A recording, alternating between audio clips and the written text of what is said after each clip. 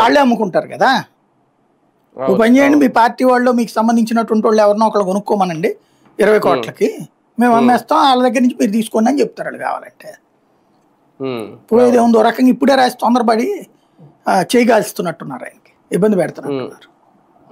కానీ ప్రభుత్వం ముందు, బాబు గారి ముందు తీసుకున్న రుణాలు మళ్ళీ తిరిగి చెల్లించాలంటే ఇంతకు మించి వేరే ఆప్షన్ లేదా? అది జరగాలి అని కోరుకున్నాం, అంతే. ఆప్షన్ సంగతి వదిలేయండి, ఆప్షన్ అది రెగ్యులర్ గా కడుతూ ఉంటారు, అది సహజంగా అంటే వీళ్ళు చెప్తున్నది అదే కదా, దానికోసమే ఇది ఇలా నేను చెప్పేది అవన్నీ మనం ఊహాజనితం, వాళ్ళ ఊహల్లో మనం వెళ్ళి తేలద్దు. బేసిక్ గా 20 కోట్ల ఊహ వరకే కన్ఫైన్ అవుదాం. 20 కోట్ల ఊహ కన్ఫర్మ్ అయితే మాత్రం 80,000 కోట్లు వచ్చిందంటే మాత్రం దేవుళ్ళే, ఇంకా అందులో డౌటే లేదు.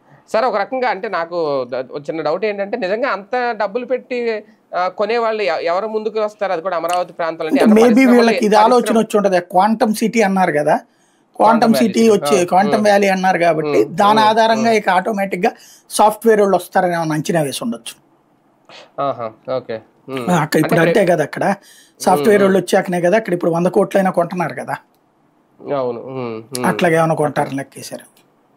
అంటే ప్రైవేట్ వ్యక్తులే ముందుకు రావాలి, అంతే, ప్రభుత్వం ఎందుకు కొంటది?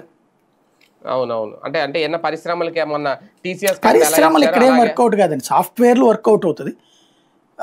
ఇక కాకపోతే దీని ఇంపాక్ట్ ఏమవుద్దంటే 20 కోట్లకి వెళ్ళిందంటే రేపు పొద్దున ప్రైవేట్ హాస్పిటల్ ఇల్లు కూడా తీసుకు